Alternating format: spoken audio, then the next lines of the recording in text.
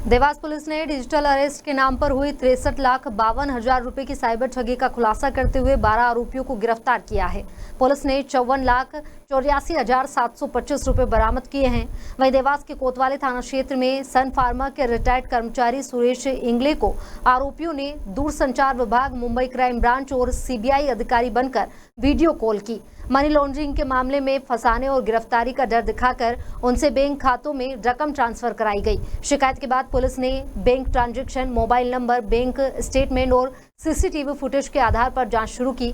वहीं 127 दिनों तक 17 राज्यों के 33 जिलों में कार्रवाई कर पुलिस ने अंतर्राज्यीय साइबर ठगी नेटवर्क का पर्दाफाश किया। मेरा कोई अकाउंट है नहीं एटीएम कार्ड में, लेकिन मेरे सुरेश इंगले नाम से एटीएम कार्ड दिखाया मैंने। बोले आपके Naresh Goyal money laundering case में इस खाते में 25 लाख का लेन देन हुआ है। जो नरेश गोयल है वो जेटवेयर का मालिक है, वो अरेस्ट हुआ है, मनी लॉन्ड्रिंग केस में अरेस्ट है वो। उसमें आपको 25 लाख रुपए दिए इस खाते पे। मैंने कहा मेरे को तो पैसा नहीं है, मेरा खाता भी नहीं है। बोले आपके खाते की जाँच होएगी, आपके जितने खाते हैं उसकी डिटेल दे दो।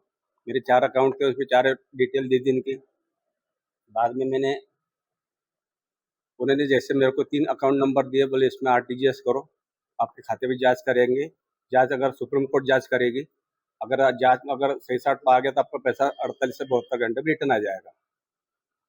फिर हम वेट करते रहे पैसे का।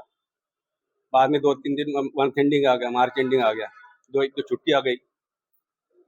बाद में फिर हम समझ गया कि ये फ्रॉड हो सकता है, तो फिर हमने 1930 पे कॉल किया। कितने पैसे थे, कितनी राशि? 63,52,000। कहाँ से आए थे इतने पैसे? मेरे पास पूरा रिटायरमेंट था, मेरे सर्विस का पैसा था। और मनी लॉन्ड्रिंग के केस में इनके अकाउंट का इस्तेमाल होने का भय दिखाकर करीब 8 दिन तक इनसे डिजिटल अरेस्ट का प्रयास करते हुए इन्हें उलझाता है और इनके अकाउंट की जो 63.5 लाख की राशि होती है वो इन्हीं से आरटीजीएस के माध्यम से अलग अलग खातों में ट्रांसफर करवा लेते हैं।